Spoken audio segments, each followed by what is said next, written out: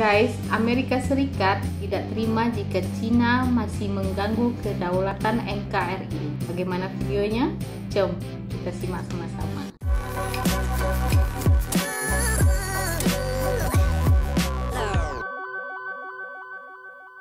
Assalamualaikum dan salam sejahtera. Bertemu kembali bersama saya Dewi Azizan di dalam Onde Channel. Apa kabar teman-teman semua yang berada di Indonesia, Malaysia, Singapura, Brunei, dan di seluruh dunia? Semoga kita selalu dilindungi dan dimurahkan rezeki. Amin. Bagi yang baru saja singgah di Onde Channel, jangan lupa subscribe, like, komen, dan share. Pada yang telah subscribe, saya ucapkan ribuan terima kasih karena berkat Anda channel ini bisa berkembang dengan baik. Oke guys, kali ini saya akan mereact satu video daripada channel Kilas Dunia yang berjudul Berita Terkini. Amerika Serikat tidak terima jika China ganggu kedaulatan NKRI.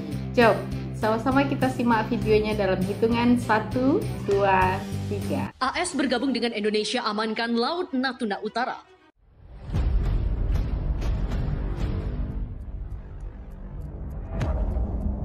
Jangan lupa subscribe Kilas Dunia ya guys.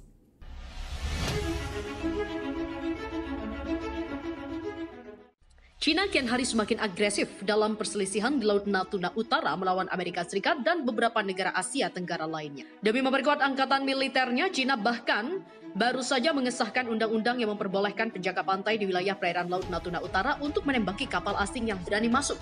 Belum lagi, China terpantau cepat bergerak melatih pasukan militer di darat, air maupun udara demi mempersiapkan keamanan negara jika sewaktu-waktu perang meletus. China juga disebut telah memproduksi sejumlah senjata untuk memperkuat angkatan militer mereka. Aksi China itu tentu membuat negara-negara yang selama ini berselisih seperti AS dan beberapa negara di Asia semakin terpojok. Tak pelak, AS menggait negara-negara yang bersengketa dengan China untuk dijadikan sekutu melawan negeri tirai bambu itu. Beberapa waktu lalu AS mengecam tindakan China yang memperbolehkan penjaga pantai menembaki kapal di perairan Laut Natuna Utara. Sebagaimana diberitakan Express sebelumnya, Departemen Luar Negeri AS mengkhawatirkan undang-undang itu akan dimanfaatkan untuk mengintimidasi tetangga maritim China. Juru bicara WAS Ned Price mengatakan rencana diplomatik Washington dengan negara tetangga maritim China, AS akan bergabung dengan Filipina, Malaysia, Vietnam, Indonesia, Jepang, dan juga negara-negara lain dalam menyatakan keprihatinannya terhadap undang-undang penjaga pantai yang baru-baru ini diberlakukan oleh China. Menurut Price, bentuk intimidasi yang dilakukan China tak lain adalah mengesahkan undang-undang penjaga pantai demi menghancurkan struktur ekonomi negara lain, serta menggunakan kekuatan dalam mempertahankan klaim maritim China di wilayah yang disengketakan.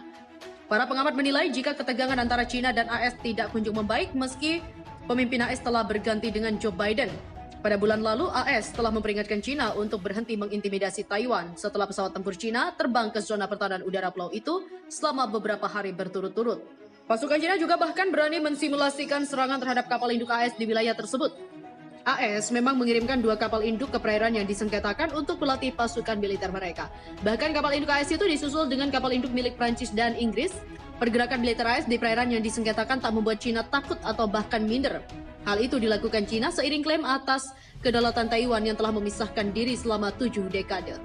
Sementara AS buat pening China 7 keliling, kapal perang, dan juga prabawa. Amerika Serikat terus menekan China di Laut Cina Selatan. Washington berusaha keras untuk menghentikan Beijing dari eksplorasi yang lebih luas di jalur vital maritim dunia itu.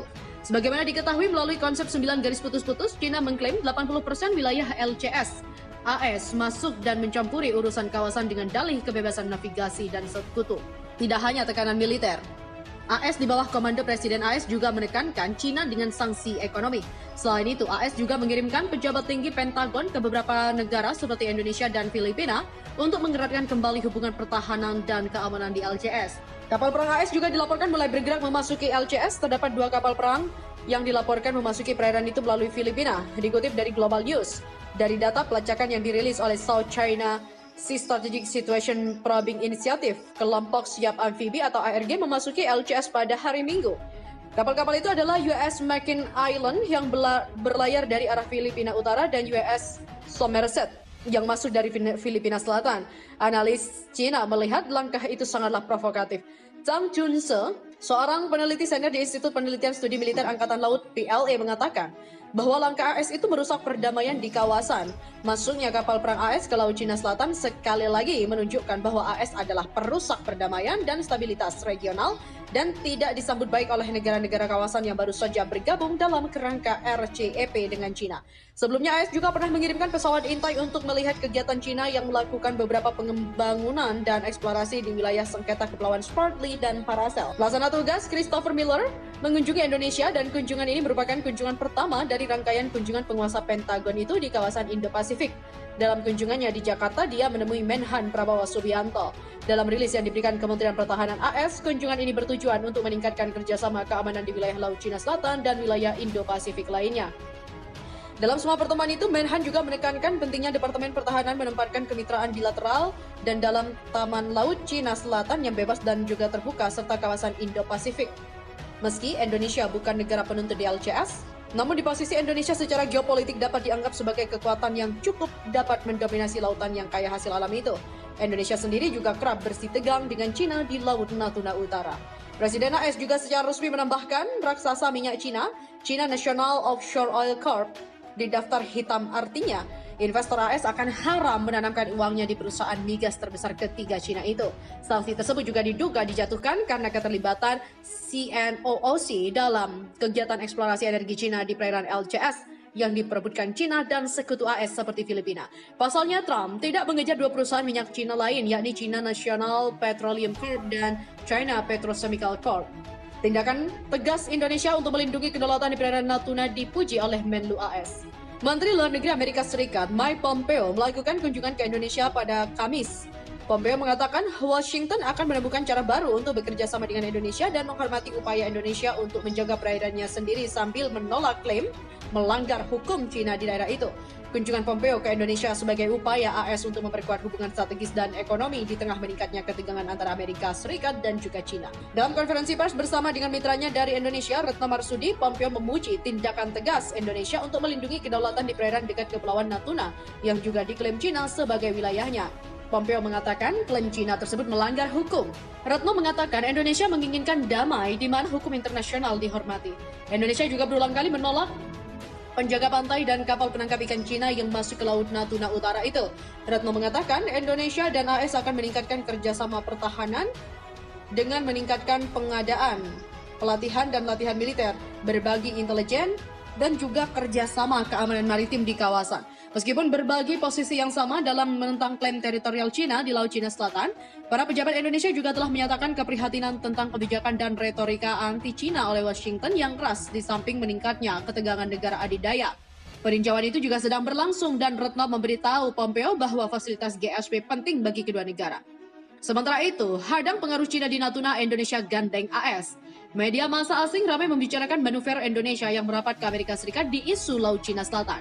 Langkah TNI mengajak Angkatan Laut AS atau US Navy untuk latihan rutin di sekitar Natuna ditafsirkan sebagai upaya menghadang agresivitas klaim Cina terkait batas wilayah maupun ZEE.